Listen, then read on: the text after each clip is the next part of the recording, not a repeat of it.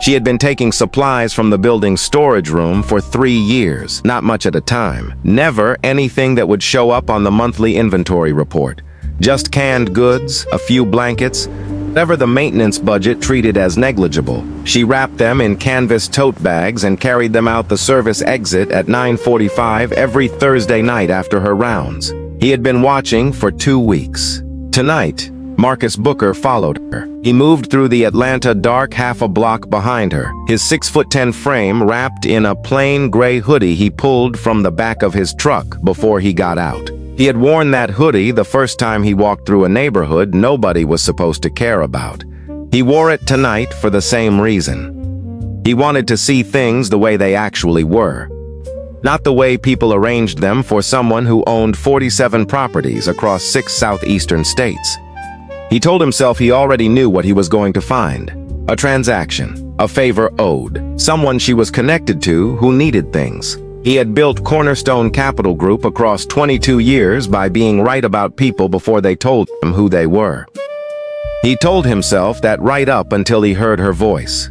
She was reading something out loud. He stopped walking.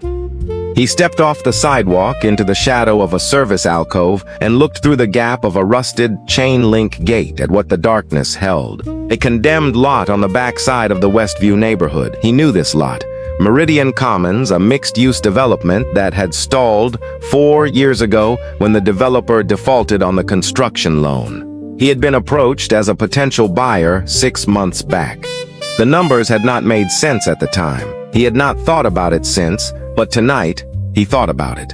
Because inside that abandoned lot, in a space that had been carved out of collapsed scaffolding and raw concrete and made into something that bore the stubborn shape of a place where human beings lived, several people were gathered around a battery-powered lantern. He saw the drawings first. Charcoal on every surface of the concrete walls. The Atlanta skyline reproduced from memory, every tower exact in its proportion. Faces he did not know. Constellations mapped in small, careful points, connected by lines so precise they looked mechanical, though he could see they had been drawn by a single hand over a long time. The drawings went from the floor to as high as a person could reach, standing on a milk crate. The drawings covered every available inch. Whoever made them had decided this abandoned lot was worth the kind of attention people give to places they intend to stay. He saw the woman in the motorized wheelchair dividing something into portions on a folding table.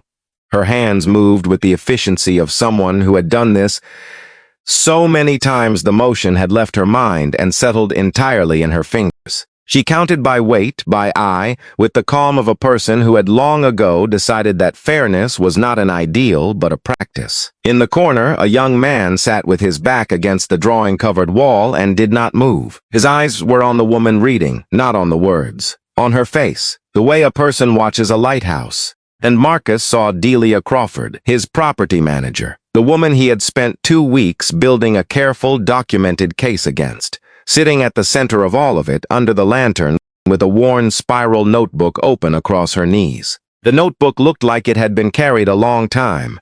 The voice she was reading in was not a voice Marcus had ever heard before. Not once in 3 years. That was not the woman who handled tenant complaints and maintenance requests and monthly occupancy reports from the 4th floor of the Westview Commons building. That was not the voice of someone who managed property for a living. Marcus stood at the fence and did not move for a long time. He did not know what she was reading. He did not know who these people were, or what they were to her, or how long she had been coming here. He did not yet know she went without dinner on every Thursday she fed them. He did not know what had been taken from her, or who had taken it, or that the man who took it had sat across a conference table from him 11 times in the community developer, and called himself developer. He just stood in the dark and understood something, not through the data he had trained himself to trust, but through the part of him that Newark had built before any of that training existed, that he had been wrong about what he was looking at. Delia Crawford woke up at 5:20 that morning. The anxiety woke her before the alarm. It always did on weeks when she knew she was being watched. She lay in the dark of the apartment above the building she managed and ran the inventory in her head. 2 cans of black beans, 1 bag of rice, maybe 3 pounds, 1 box of powdered milk, a case of water bottles from the maintenance surplus she had logged as damaged. She had been planning Thursday's run since Monday. She had seen the camera angle in the storage room shift 2 weeks ago. Someone had repositioned it. That was not something a maintenance crew did on their own initiative. That meant someone had asked them to. She knew what that meant. She had known for 3 years what the exposure looked like if it came. But she went to the storage room anyway at 9:30 that night. She stood outside the door for 10 full seconds, listening. Then she went in. The neighborhood Delia grew up in was 4 miles from where she now worked as a property manager. She drove past it on her days off, sometimes. She never slowed down. A cluster of single-family homes on Ashby Street in the West End, built by her grandfather in the early 1960s, when a black contractor in Atlanta had to be twice as precise and twice as documented as anyone else to get a permit, and he had been both those things and more. Her family had owned 3 of those houses. 1 was hers, 1 was her mother's, 1 was her grandmother's last year's. 3 houses on the same street, same family, 3 generations of a very specific American kind of accumulation, the kind that happens slowly and gets taken quickly. Marcus had walked through the West End dozens of times without understanding what he was walking through. Her mother and uncle died within 14 months of each other. Her mother in November from the cancer she had been treating quietly, so nobody would worry. Her uncle in January from a stroke that gave him no warning and no time. Delia was 29 when both of them were gone. She was the executor of 2 estates she did not yet have the experience to protect. She did not know that the property tax assessments had been inflated. She did not know that the reverse mortgage her uncle had taken on his house contained a balloon clause that would accelerate upon his death. She did not know any of the things that Garrett Flynn had known when he knocked on her door 6 weeks after the second funeral. Garrett Flynn ran Pinnacle Asset Solutions out of a glass office tower in Buckhead. He described himself as a community reinvestment specialist. He had business cards. He had a website. He had a folder of testimonials from homeowners who had let him help them through difficult transitions. He had a practiced quality of warmth, the kind that develops in people who have learned exactly how much warmth is required to get a pen in someone's hand before they stop to read what they are signing. He told Delia that the estate was in more trouble than she understood. He was right about that. She did not yet understand the depth of what she was in. He told her there was a path forward that would preserve what mattered and give her time to stabilize. He used the word stabilize 4 times in 40 minutes. He told her the path required her to sign a series of documents transferring the properties into a structured holding arrangement that he would manage on her family's behalf. She was 29 years old. She had just buried her mother and her uncle. She had a folder of legal documents she did not fully understand. She had a man across the kitchen table who used the word community 14 times, and who smelled like he had just come from somewhere that cost money, and who smiled at her with the specific patience of someone who is not worried about the outcome. She signed. The structured holding arrangement was a distressed asset acquisition wrapped in language designed to look like assistance. What Garrett Flynn had walked out of her house with was the deed to her family's property. Legally, completely. With documentation that would hold up in court because everything about the fraud was technical rather than obvious. The kind that lives in subordinate clauses and defined terms, and the gap between what a person understood they were signing and what the document actually said. She had been 29 years old and she had not known. That was the whole thing. She had not known, and not knowing had cost her family 3 houses. She found the notice on the first notebook page the year she turned 32. She had been cleaning out her mother's closet, still moving through the process that grief made slow. Her father had kept a spiral notebook. He had carried it in the front pocket of his work shirts for 9 years. He wrote down measurements, materials, the names of clients, the costs of things. But sometimes, on the back pages where the spiral fraying had started to loosen, he wrote other things. Observations, things he had been thinking, things he wanted his family to know in case something happened before he got around to saying them out loud. He had died when Delia was 14. A fall from a second-story renovation. Nobody's fault officially. Just the kind of death that happens to men who work with their bodies in spaces that do not always hold. The notebook had been in her mother's closet for 18 years. Her mother had never mentioned it. Delia found it between a shoebox and a folded church program and sat down on the floor of the closet and read every word without getting up. Her father wrote about the houses, what it meant to him to have built something that his daughter would inherit. He wrote about the specific weight of a thing you built with your hands. How it is different from anything you can buy because it carries the exact shape of the decisions you made. He wrote about her mother, about the morning light in the kitchen on Ashby Street, and what it felt like to have a place in the world that was undeniably yours. He wrote one-line philosophies in the margins, short, final. The kind of sentences a man writes when he has been carrying a thought for years and finally finds the 8 words that fit it. A house is not worth what the market says. It is worth what it means to the person inside it. Build things that outlast the reason you built them. She will be more than I can imagine. I already know it. I have known it since she was 4 years old and fixed the latch on the back gate with a piece of wire she found in the yard. Delia sat on the closet floor for a long time. Then she put the notebook in her coat pocket and carried it with her from that day forward.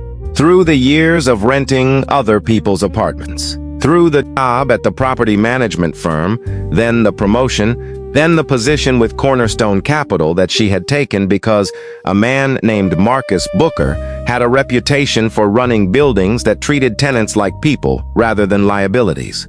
Through 3 years of Thursday nights.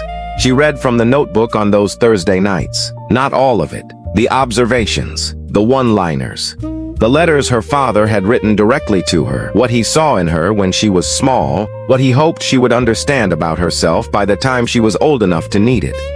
The last entry she had never read to anyone, not once. Her father had written it the morning before the fall. He wrote about the job he was working on, about the drive across Atlanta before dawn when the city was still cool and quiet, about thinking of Delia asleep at home and whether she would like the book he had picked up for her from the used bookstore on Friday. He wrote, I keep thinking about the look on her face when she figures something out. Like the world just gave her a gift she didn't ask for and she isn't sure yet whether to trust it. I hope she. The sentence ended there. He never came home to finish it.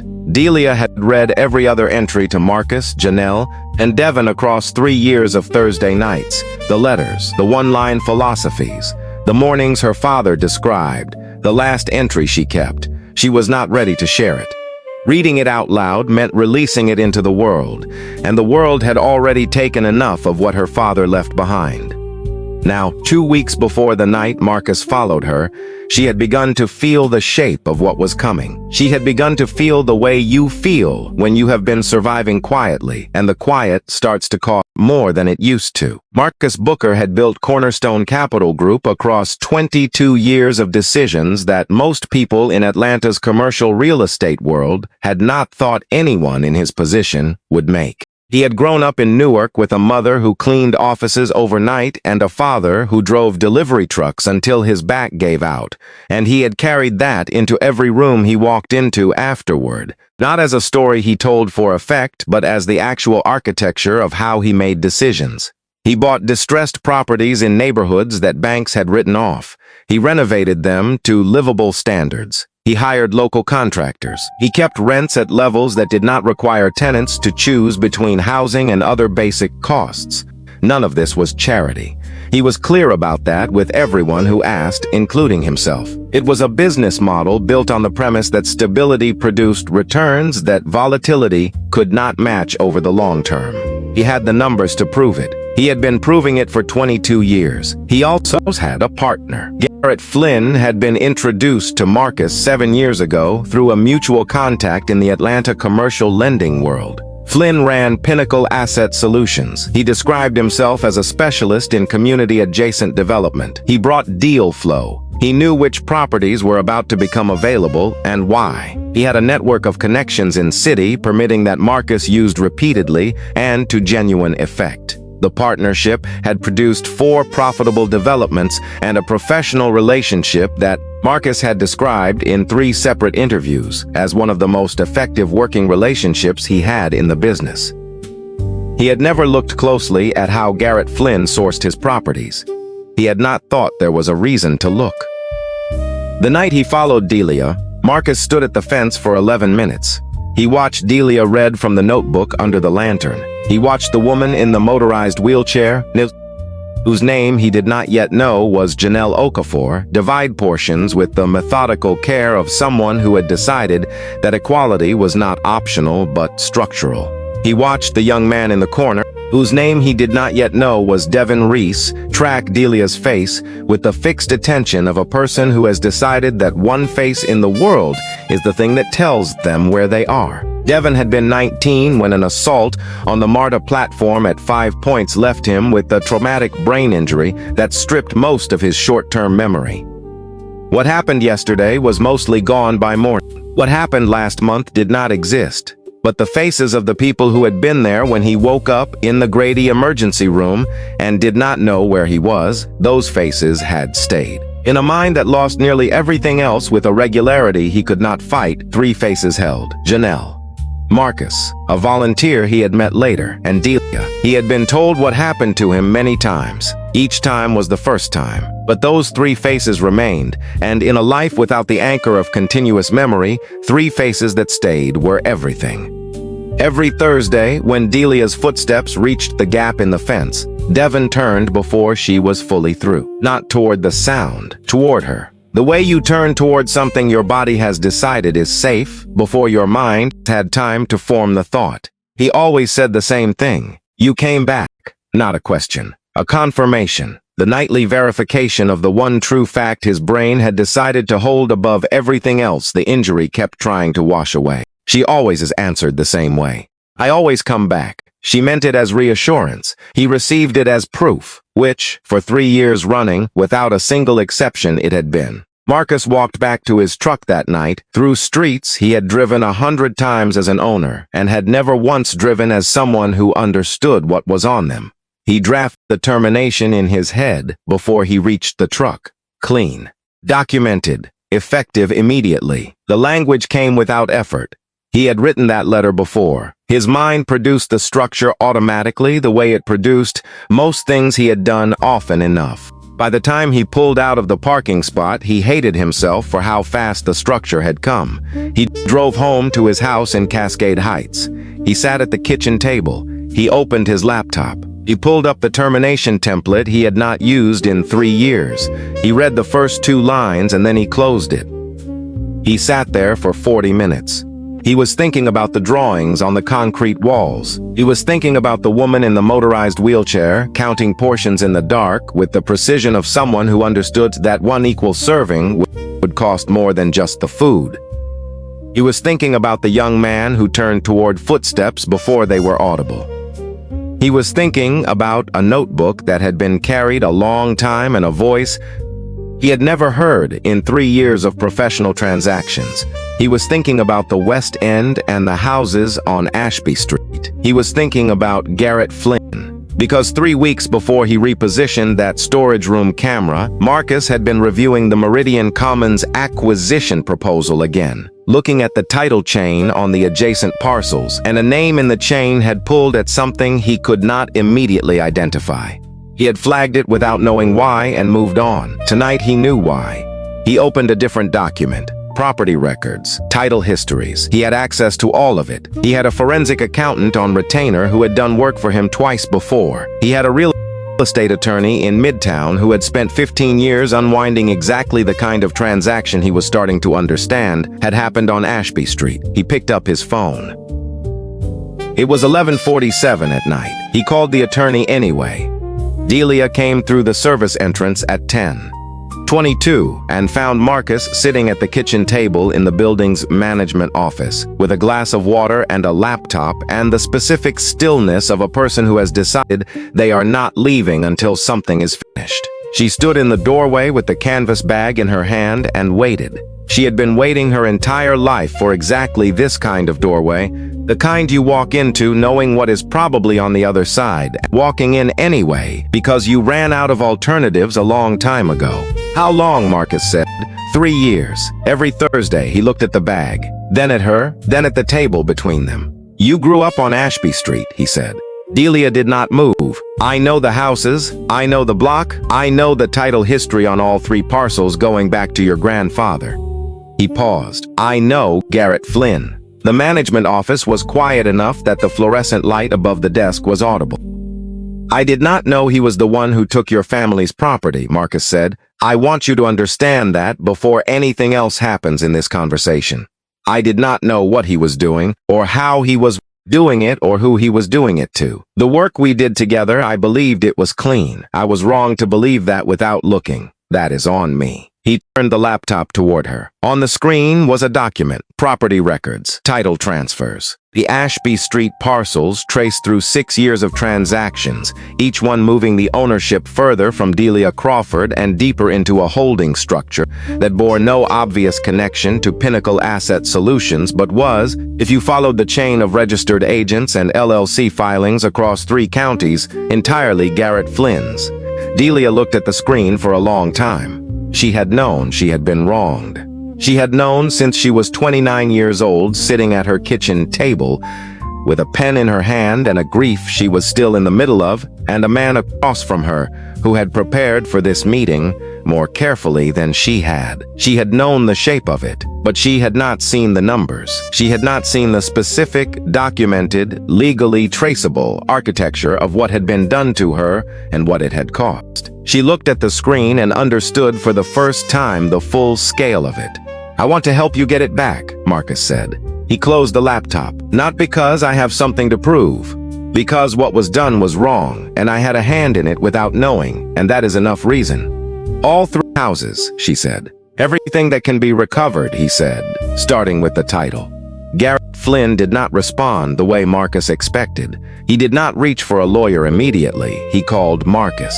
On a Tuesday morning, 2 weeks after the attorneys had made their first contact with Pinnacle Asset Solutions, Flynn called Marcus directly, the way people call someone they believe they have leverage over, and his voice still had the professional warmth in it, the kind that had been trained through 1,000 kitchen table conversations with people who did not know enough to protect themselves.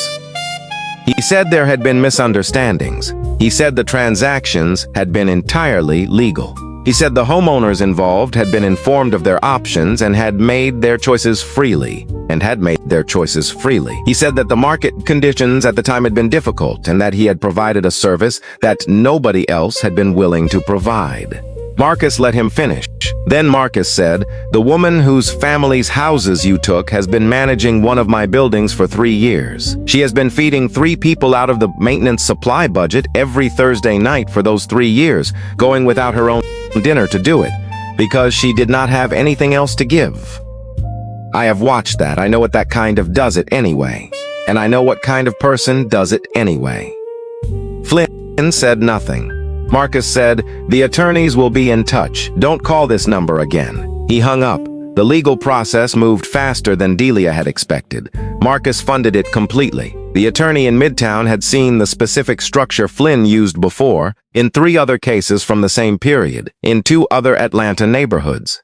The pattern was documented. The subordinate clauses in Delia's original documents were identified and their legal implications explained in language a court could follow. The balloon clause on her uncle's property was analyzed against the state's estate and foreclosure statutes. Flynn had been careful, but careful is not the same as airtight. And careful men who have been doing something for a long time without being caught develop the same habit that comfort develops in everyone. They stop checking whether the exits are still open. He had used the same shell company structure in 11 transactions over 6 years. He had used the same registered agent in 7 of them. He had used the same accelerated closing timeline, designed to prevent the kind of legal review that might have caught the problems, in 9 of them. The forensic accountant produced the report in 3 weeks. The report was 44 pages. It was specific. It was documented. It was the kind of document that does not leave room for the particular brand of explanation that Garrett Flynn had been relying on for 6 years.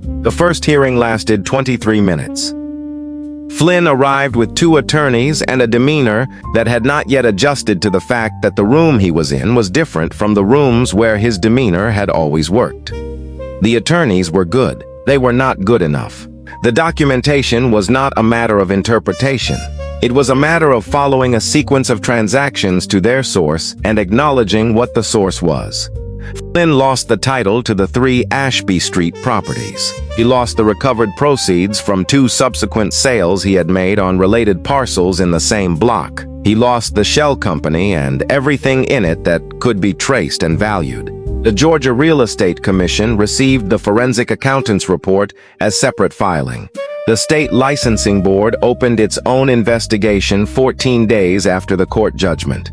Garrett Flynn's professional network in Atlanta, the developers and lenders and city contacts who had made him useful to people like Marcus, operated within a community where information moved through dinner tables and phone calls and the kind of casual professional conversation that happens when people who work in the same industry spend enough time in the same rooms. The court judgment was a public record. The licensing board investigation was a public record.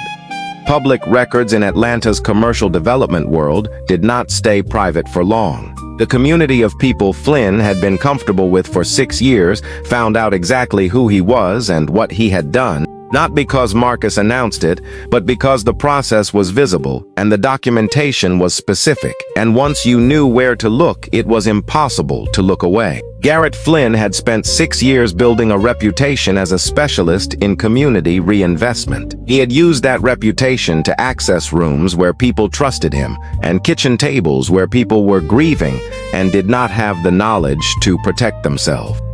He had built that reputation on a foundation that belonged to other people. He did not get to keep the rooms. Delia stood on Ashby Street on a Saturday morning in March. She had driven past this street for years without stopping. She had trained herself not to stop. Stopping meant wanting something that she had decided a long time ago to stop wanting, because wanting it without being able to have it was a cost she could not keep paying. She stopped now. The 3 houses had been through several tenant cycles since Flynn had acquired them. The one that had been her mother's needed the most work, a fence that had given up, paint at the window frames that had started to peel in long strips. But the structure was sound. Her grandfather had built sound things. She went inside her mother's house first. She walked through the kitchen where her mother had made coffee every morning for 40 years. She walked through the living room where her father had spread his work drawings across the floor on Sunday afternoons, and fat Stilkrantz and teens her traced the lines with her finger when she was small. She walked up the stairs that she had walked up every night of her childhood without once understanding that the stairs, the light through these specific windows, the specific sound the second step made, was something that could be gone. She put her hand on the banister. Her hand remembered it before her mind did. She stood there for a moment with her hand on the banister and the afternoon light coming through the window at the angle it always came through in late March and did not move. Then she walked the rest of the stairs. She stood in the doorway of the room that had been hers. She went in. She stood at the window that faced Ashby Street. Straight. The same view she had morning for 14 years. The same quality of light. She stood at that window and her face did the thing that faces do when a person returns to a place they did not expect to return to and finds that the place has been waiting. She did not sell the houses. She worked with Marcus, who had spent 22 years knowing every contractor and zoning board and architectural resource in the Atlanta metropolitan area to convert the Ashby Street properties into something her grandfather would have recognized. A cluster of 3 houses on the same street, same family, functioning as a permanent supported living arrangement for people who needed what Janelle and Devin needed. Not a facility, not an institution. 3 real houses with real rooms and real windows that faced a real street and real neighbors passing on the sidewalk outside. The houses were named collectively for her grandfather, Reginald Earl Crawford, the man who had pulled permits in 1961 that nobody wanted to give him and built structures that outlasted the opposition by 60 years. Marcus funded the renovation. Delia made every design decision. She had her father's notebook. She had 12 years of reading his philosophy of what a building owes the people inside it. She made every decision with those philosophies in her hands. Janelle organized the kitchen of the main house within 48 hours of moving in. She had been organizing every shared space she had occupied for the past 4 years, because someone always had to do the math, and it might as well be the person who was going to do it right.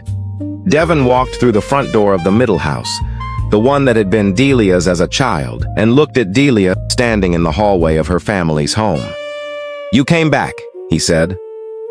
"I always come back," she said. She opened the notebook. She stood in her grandfather's house, the house that had always been hers, that had been taken and returned, that now held the people she had gone back for every Thursday for 3 years, and she read the last entry out loud. Her father on a morning before dawn, the drive across Atlanta before the city woke, thinking of Delia at home, still asleep, the used bookstore on Friday, the look on her face when she figures something out. Like the world just gave her a gift she did not ask for, and she is not sure yet whether to trust it. I hope she stopped. The room was quiet. Janelle had not moved. Devin was watching her face. Through the window, Ashby Street was lit by late afternoon sun on the houses her grandfather built. Delia looked at the unfinished sentence for a long time.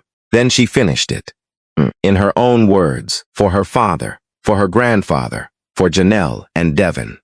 For the 3 houses on Ashby Street that had been tried to stop them, and had lasted through everything that was done, for the version of the life that had been taken and the version that had been built in its place across the years between, and the Thursday nights and the canvas bag and the notebook carried close that connected one to the other. She finished her father's sentence, and the house on Ashby Street, her grandfather's house, her mother's house, her house, their house, held the sound of it. Here is what Garrett Flynn understood the day the licensing board delivered its final determination. Legal is not the same as right, and the gap between the two is where people like him lived for years, while people like Delia Crawford paid the price of that gap out of everything they had.